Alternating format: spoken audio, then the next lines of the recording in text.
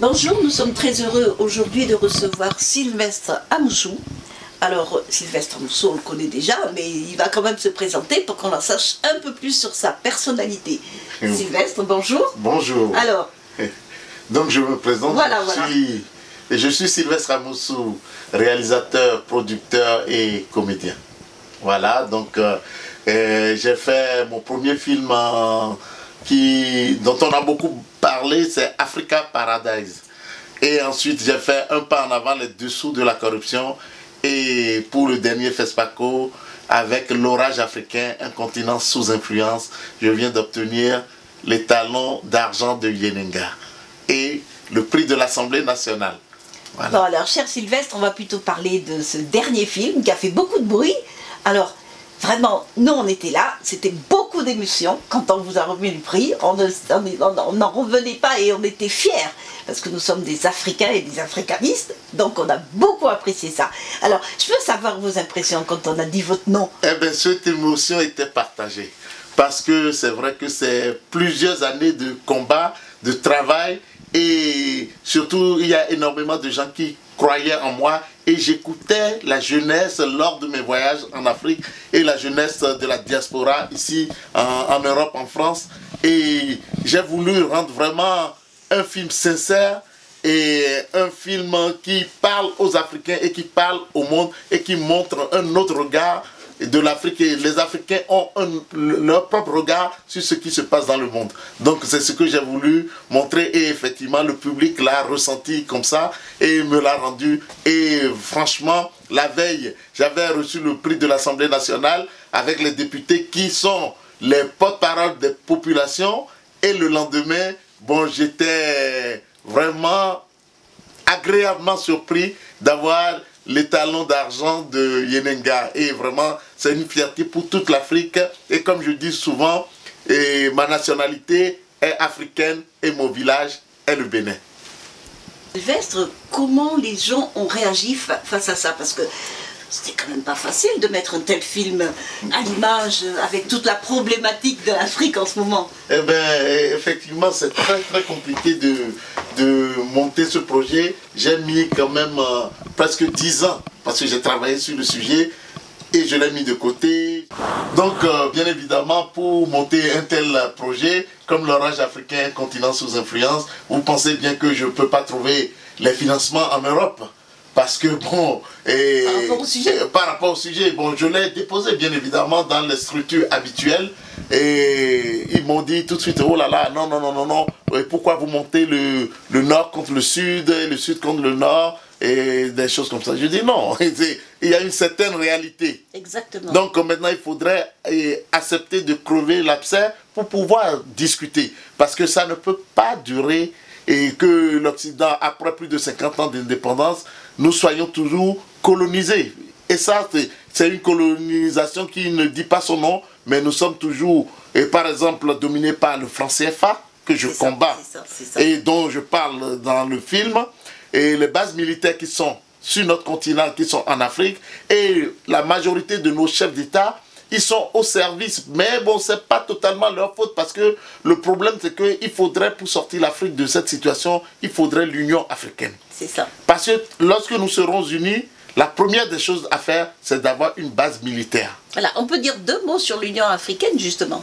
Mais l'Union africaine, jusqu'à présent, était une coquille vide. Pourquoi?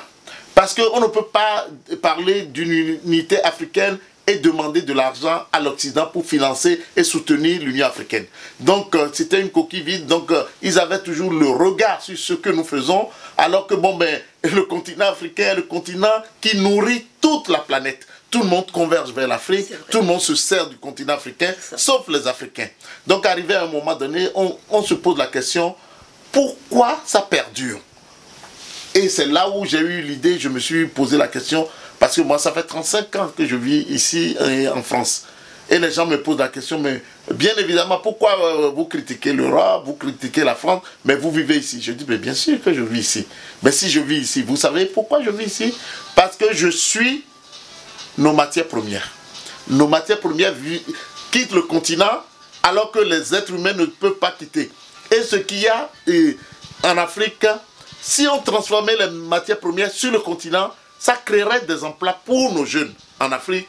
Et en même temps, ici, ça appauvrirait l'Occident. Parce que c'est nos matières premières qui créent l'emploi ici. Et qui donnent la plus-value ici et qui permet aux gens de travailler. Alors que pendant qu'on prend les matières premières sur le continent et que les matières premières partent en Occident, nos enfants n'ont pas de boulot. Et j'ai mal au cœur de voir nos enfants croire à un paradis hypothétique qui n'existe pas en Europe et ils prennent la mer et ils meurent. Et donc quand les enfants d'Afrique meurent, pour les Occidentaux, oui, c'est encore un bateau qui a chaviré. Mais c'est le continent qui souffre, qui est meurtri parce que le continent vit encore la déportation de nos enfants comme au temps de l'esclavage.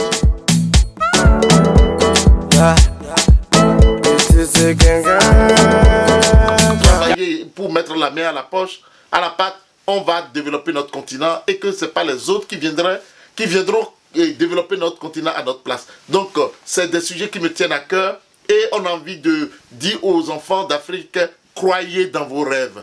Sankara disait à l'époque, la colonisation et l'impérialisme, c'est pas ailleurs, c'est dans vos assiettes. Donc, comme c'est dans vos assiettes, développez la terre. Nous avons des terres cultivables. Il manque quelque chose au Bénin, on peut le trouver au Togo ou au Nigeria. Il manque quelque chose au Burkina, il peut le trouver en Côte d'Ivoire ou au Bénin. Et c'est ça l'unité africaine. Et comme les dirigeants africains ne veulent pas le faire eux-mêmes, on a décidé, en tant que société civile, de pousser la jeunesse à s'organiser, à développer, à ne pas forcément toujours écouter ce que disent les politiques parce qu'ils n'ont pas la main libre, ils sont poings et pieds liés. Donc, parfois aussi, il y a quelque chose qui me choque aussi beaucoup. Nos dirigeants africains, eux-mêmes, ils se mettent en esclavage devant les Européens, devant les Français, par exemple, qui ne leur demandent parfois rien du tout.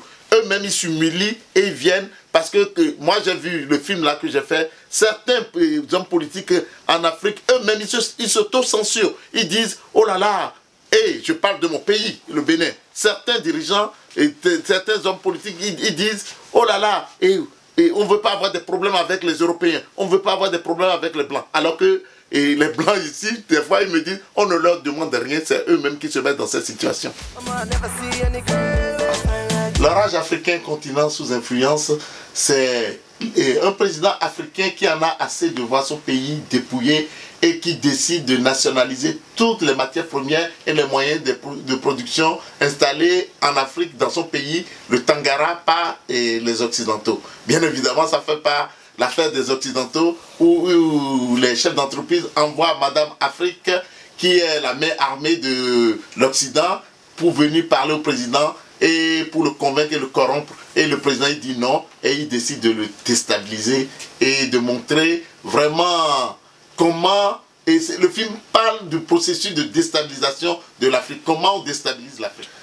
Donc, bientôt le film va passer dans plusieurs festivals.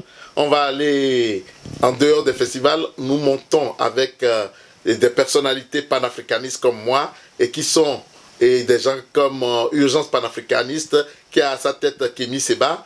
On va présenter le film à Bruxelles, en Allemagne et à Berlin et puis dans plusieurs pays et faire le tour du continent africain. Et le film sortira en France au mois d'octobre prochain dans les salles de cinéma. Voilà. Donc, cher Sylvestre, bon vent et merci d'être venu pour cette interview. Nous sommes très honorés pour Éthique et Patoc Mag. Merci Sylvestre. C'est moi qui vous remercie. À très bientôt. Just like that, when I move, you move.